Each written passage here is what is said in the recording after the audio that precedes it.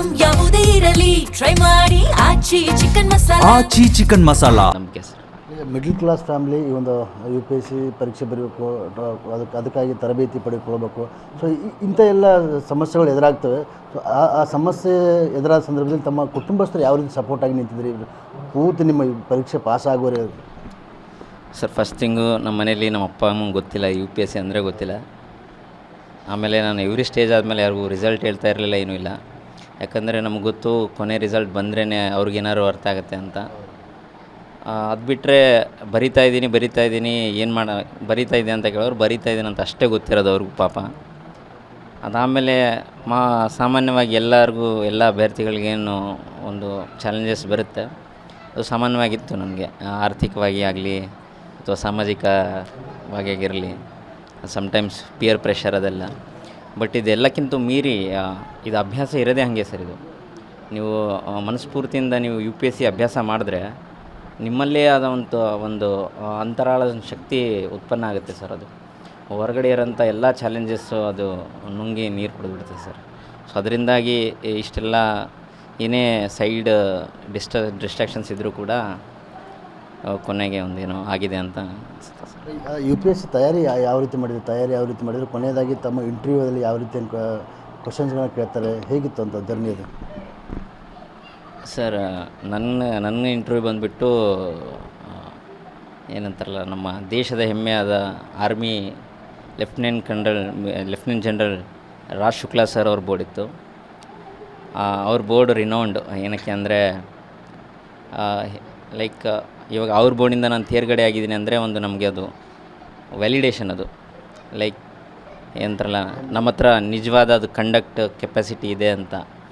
ಅಂದರೆ ನಮ್ಗೆ ಸಾಮಾಜಿಕ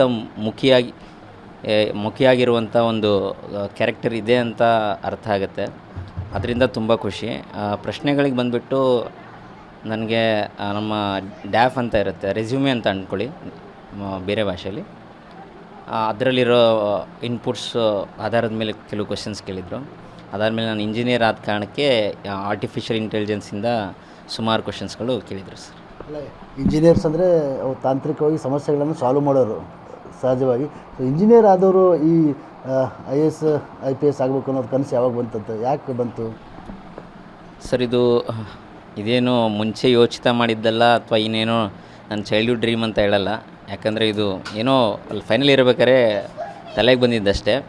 ಬಟ್ ಆಗೇನು ಹೇಳಿದ್ನಲ್ಲ, ನಾನು ಅಭ್ಯಾಸ ಮಾಡ್ತಾ ಅದು it became very strong and it cemented deeply in me. It became no more a job, but it became a passion and pursuit to truly contribute to society. ಯಾಕಂದರೆ ನಾವು ಯಾವಾಗ ನಿಜವಾಗಲೂ ಸಾಮಾಜಿಕ ಹಾಗೂ ನಮ್ಮ ಹಿಸ್ಟಾರಿಕ್ ಅಧ್ಯಯನ ಮಾಡ್ತೀವಲ್ಲ, ಆವಾಗ ನಮ್ಮ ಮನವರಿಕೆ ಆಗುತ್ತೆ ಸಮಾಜದಲ್ಲಿ ನಾವು ಏನೇ ಸ್ಥಿತಿಯಲ್ಲಿ ಇವತ್ತಿದ್ದೀವಿ, ಅದೆಷ್ಟೇ ತೊಂದರೆ ಇರಲಿ ಏನೇ ಇರಲಿ, ಇದಕ್ಕೆ ಲಕ್ಷಾಂತರ ಕೋಟ್ಯಾಂತರ ಜನಗಳ ಒಂದು ತ್ಯಾಗ ತಪಸ್ಸಿದೆ ಸರ್. ಇವಾಗ ನಾವು ಸ್ವತಂತ್ರ ನಾವು ಆರಾಮಾಗಿ ಹೇಳ್ತೀವಿ, ಇವಾಗ ಯಾರು ಬೇಕಾದರೆ ಏನು ಬೇಕಾದ್ರೆ ಮಾತಾಡ್ತಾರೆ. ಬಟ್ ಇದೇ 60 ವರ್ಷ ಹಿಂದೆ 70 ವರ್ಷ ಹಿಂದೆ ಕರ್ಕೊಂಡು ಹೋದರೆ ಅದಕ್ಕೂ ಸ್ವತಂತ್ರ ಇರಲಿಲ್ಲ. ಅದಕ್ಕೆ ಲಕ್ಷಾಂತರ ಜನ ಇದು ಮಾಡಿದ್ದಾರೆ. ಸೊ ಅದೆಲ್ಲ ನಿಮಗೆ ಎಂಥ ಪ್ರೇರಣೆ ಕೊಡುತ್ತೆ ಅಂದರೆ, ನಿಮಗೆ ಯೂಟ್ಯೂಬ್ ಶಾರ್ಟ್ಸ್ ಎಲ್ಲ ಪ್ರೇರಣೆ ಕೊಡೋಂಥ ಪ್ರೇರಣೆ ಅಲ್ಲ ಸರ್, ಮನಸ್ಸಿಂದ ಬರೋಂಥ ಪ್ರೇರಣೆ ಬರುತ್ತೆ ಸರ್. ಸೊ ಈ ಪ್ರೇರಣೆ ನನಗೆ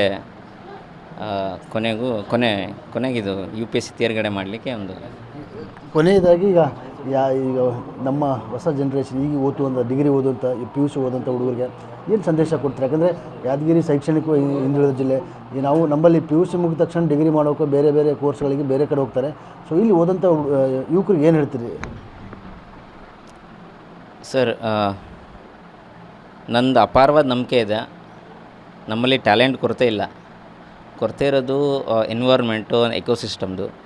ಆಮೇಲೆ ಸ್ವಲ್ಪ ಮಾನಸಿಕವಾಗಿ ಸ್ವಲ್ಪ ಕೊರತೆ ಇದೆ. ನಮ್ಮ ಹತ್ರ ಡ್ರೀಮ್ ಮಾಡಲಿಕ್ಕೆ ಭಯ ಬೀಳ್ತಾರೆ ಜನ. ಅದೆಲ್ಲ ನಮ್ಮಿಂದ ಎಲ್ಲ ಆಗುತ್ತೆ ಅಂತ ನೀವು ಡ್ರೀಮೇ ಮಾಡಿಲ್ಲ ಅಂದರೆ, ನೀವು ಕನಸೇ ಕಾಣಲ್ಲ ಅಂದರೆ ನೀವು ನನಸು ಮಾಡೋದು ದೂರ ಆಗಿಬಿಡ್ತದೆ. ಸೊ ನಾನು ಹೇಳ್ತೀನಿ, ಕನಸು ಕಾಣಿ, ದೊಡ್ಡದೇ ಕನಸು ಕಾಣಿ. ಪೂರೈಸಬೇಕು ಅಂತ ಇಲ್ಲ, ಬಟ್ ನೀವು ಕನಸು ಕಾಣೋದು ಸ್ಟಾರ್ಟ್ ಮಾಡಿದ್ರೆ ಅದು ನಿಮಗೆ ಒಂದು ಉನ್ನತ ಮಾರ್ಗದಲ್ಲಿ ಹೋಗಲಿಕ್ಕೆ ನಿಮಗೆ ಪ್ರೇರೇಪಿಸುತ್ತೆ. ನೀವು ಯಾವುದೇ ಫೀಲ್ಡಲ್ಲಿರಲಿ, ಕೊನೆಗೆ ಯು ವಿಲ್ ಎಕ್ಸೆಲ್ ದೇರ್. ಇದು UPSC ಟಾಪರ್ ಸಂದೀಪ್ ಬಾಡದ್ ಹೇಳುವಂಥ ಮಾತಾಗಿದೆ. ಕನಸು ಕಾಣಬೇಕು, ಕನಸು ಕಂಡಾಗೆ ಮಾತ್ರ ನೆನಸು ಮಾಡೋಕ್ಕೆ ಸಾಧ್ಯ ಆಗುತ್ತೆ, ಜೊತೆಗೆ ಪ್ರಯತ್ನ ಪಟ್ಟರೆ ಯಾವುದೂ ಕೂಡ ಅಸಾಧ್ಯ ಅಲ್ಲ ಅನ್ನೋಂಥ ಮಾತನ್ನು ಹೇಳ್ತಿದ್ದಾರೆ. ಕ್ಯಾಮ್ರಾಮನ್ ಶಿವಶಂಕರ್ ಜೊತೆ TV9 ಯಾದಗಿರಿ.